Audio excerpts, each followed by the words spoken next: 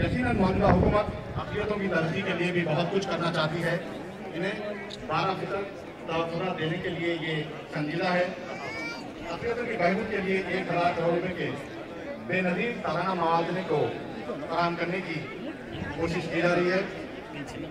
महात्मा गांधी की वो बात याद आती है जिन्होंने साल 1927 में बीबी कॉलेज हैदराबाद में अपने खिताब के दौरान कही थी कि तेलंगाना की मुश्तरका तहजीब, तहम्मुल और हम आहंगी से मालामाल हम उर्दू जबान के तहफ़्फ़ुज़ के लिए मुनासिब इक़दाम करेंगे।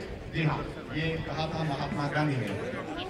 मौजूदा हुकूमत उर्दू के लिए भी बहुत सारे इक़दाम करना चाहती है। ఒక్కసారిగా ప్రేక్షకులందరూ మీకు ఎడమవైపు ఉన్న కోట గోడ మీద ఉన్న కళాకారులు చూడండి. డప్పు, ఒక్కడోళ్ళు, నగారా, భట్లు. ఒక్కసారిగా డప్పు కళాకారులు మన యొక్క విన్యాసాన్ని ఒక 2 నిమిషాలు చూపించిన తర్వాత ఉర్దూ కళారూపకాన్ని శ్రీనివాసరావుకి 1 నిమిషం వస్తుంది.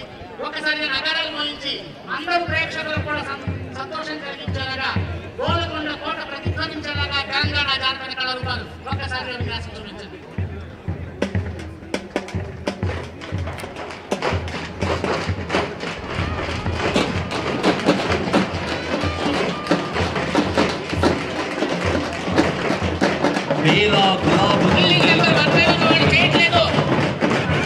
అన్ని కళారూపాలు కలిసి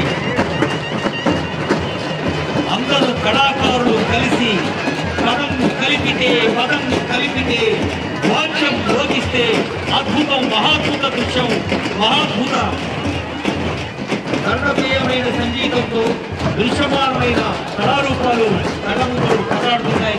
అందరూ కళాకారులు కలిసి ఆడండి.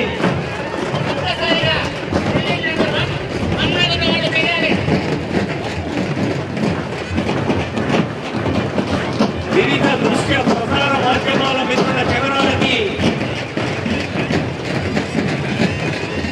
ఆయాసం కలిగేంత